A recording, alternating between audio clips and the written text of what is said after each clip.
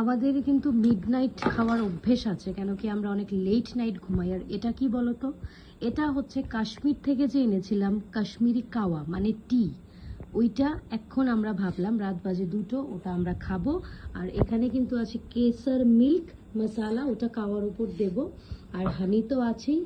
আর এই যে কেসারটা, এটা আমরা আজকে কাওয়াতে ইউজ করব, আমি দেখাচ্ছি। অ্যাকচুয়ালি ব্যাপারটা হচ্ছে কি, আর অ্যাপেল জ্যামও আছে, কেন কি কাশ্মীরের সবগুলো আমরা খাবো আজকে উইথ ব্রেড।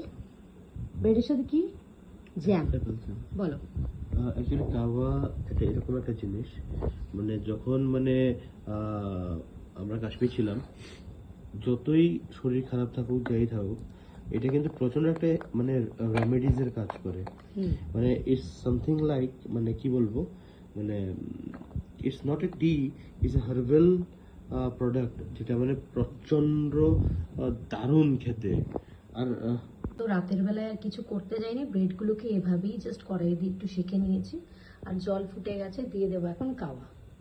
আমি কিন্তু এতটা পরিমাণে নিচ্ছি কাওয়াতে, এটা আমি জলে দিয়ে দিলাম।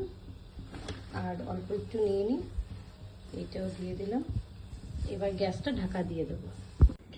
চলো স্টার্ট করছে বানানো kahwa. Wow, what a flavour! স্মেলটা কি সুন্দর বেরিয়েছে। क्या बात। এবার আমি ঢালছি কাপের মধ্যে। করেক্ট, দেখি মনে হচ্ছে এমনি লাফিয়ে পড়ে যায়। এইটার উপর কিন্তু আরো অনেক কিছু মিক্স হবে, বাকি যেটা আছে আমি খেয়ে নেবো, আবার কোনো ব্যাপার না। আর এখানে কিন্তু আমার জ্যাম আর ব্রেড কিন্তু তৈরি হয়ে গেছে, কাশ্মীরের সেই জ্যাম। দেখাও একটু।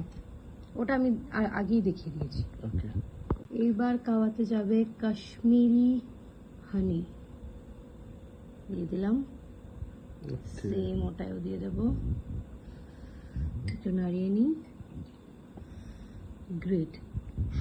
বেসিক্যালি জাস্ট ড্রেসিং এর জন্য দেওয়া হয়।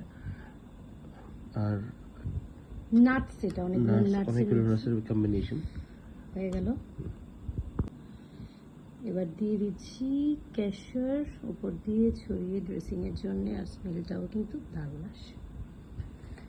তো আমার রেডি হয়ে গেল Kashmiri kahwa with bread and jam.